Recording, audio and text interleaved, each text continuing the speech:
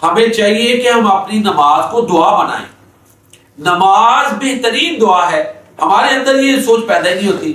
ہمارا کیا عالم ہے کہ ہم سمجھتے ہیں کہ نماز جو ہے نا وہ بس ایک فریضہ ہے، وہ ادا کرنا اور بس. حالانکہ نماز ایک خاص ترین حالت ہے جس میں ہم دنیا سے ڈسکنیکٹ ہو جاتے ہیں اور ہمارا اللہ تعالیٰ سے کنیکشن، رابطہ جڑ جاتا ہے. تو 3 مواقع نماز میں خاص طور پر ایسے ہیں، 3 مقامات جن میں ہمیں جو ہے نا وہ اللہ تعالیٰ سے خاص طور پر دعا مانگنی چاہیے. ٹھیک ہے جی. پہلی بات تو یہ ہے کہ بڑے لوگوں کو نماز کا ترجمہ ہی نہیں آتا. یہ بڑے دکھ کی بات ہے. میں ایک جگہ تھا کلاس میں، فرسٹ ایئر کے اسٹوڈنٹس تھے، تو 30 کے قریب ان کی تعداد ہوگی. میں نے ان سے پوچھا کہ ہاں بھائی یہ نماز کا ترجمہ کس کو آتا ہے؟ ٹو بی فرینک، اور سچ بتانا. تو ایک نے بھی ہاتھ نہیں کھڑا کیا. میں نے کہا جس کو آتا ہے وہ ہاتھ کھڑا کرے. تو یہ تو عالم ہے. جب نماز کا ترجمہ ہی ہمیں نہیں آنا تو ہم نے کیا اللہ سے مانگنا؟ نماز میں اللہ کی پاکی بیان کرتے ہیں، اللہ تعالیٰ کی تسبیح بیان کرتے ہیں. تو نماز ایک بہترین دعا ہے. ترجمے کے ساتھ نماز سیکھیں اور اس کے بعد اللہ اکبر کہتے ہی ظاہر ہے دنیا سے ہم ڈسکنیکٹ ہو گئے، نہ بات کر سکتے ہیں نہ ادھر ادھر دیکھ سکتے ہیں. اب ہمارا اسپیشل لنک اللہ تعالیٰ سے جڑ جاتا ہے. اگر ہم نے اپنی گزارشات، اپنی التجائیں اور اپنی التماسات اللہ کو سنانی ہیں تو وہ نماز بہترین موقع ہے. ہمیں پتہ ہی نہیں ہے.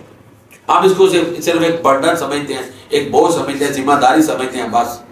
تو سبحانک اللہم وبحمدک و تبارک اسمک و تعالی جدک و لا الہ الا انت، یہ اللہ کی تعریف ہے. اور ظاہر ہے جو فقیر جب تعریفیں کرے نا تو وہ بھی سوال ہی ہوتا ہے.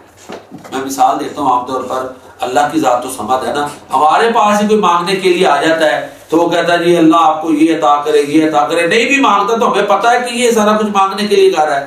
تو ہم جب اللہ کی تعریفیں کرتے ہیں تو ہم اللہ کے در کے مانگت ہیں، ہم اللہ کے در کے فقیر اور مانگنے والے ہیں. لا محالہ ہم اللہ کی تعریفیں اللہ تعالیٰ سے مانگنے کے لیے کر رہے ہیں.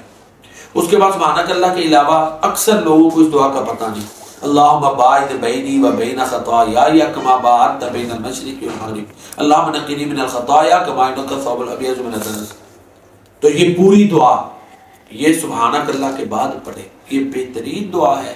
اے اللہ میرے اور میری خطاؤں کے درمیان اتنی دوری پیدا کر دے جتنی مشرق اور مغرب کے درمیان ہے. یہ دعا ہم پڑھتے ہی نہیں. تو دیکھیں نا قیام میں دعا آ گئی، سبحانک اللہ کے بعد دعا. پھر سورہ فاتحہ بہترین دعا ہے. پہلے اللہ کی تعریفیں ہیں، پھر کیا کہتے ہیں؟ اہدنا الصراط المستقیم، اے اللہ ہمیں سیدھا راستہ دکھا. پیارے نبی کریم صلی اللہ علیہ وسلم حالت قیام میں قرآن کریم پڑھتے تھے. تو جب اللہ کی نعمتوں کا ذکر آتا تو دعا مانگتے، عذاب کا ذکر آتا تو اللہ کی پناہ مانگتے. لہذا قیام میں بھی دعا ہے. قرآن کے ساتھ ہم قیام میں دعا کریں، ہمیں پتہ ہی نہیں ہے. قرآنی آیات جو دعا پر مشتمل ہے وہ ہمیں قیام میں پڑھنی چاہیے، اللہ سے مانگنا چاہیے.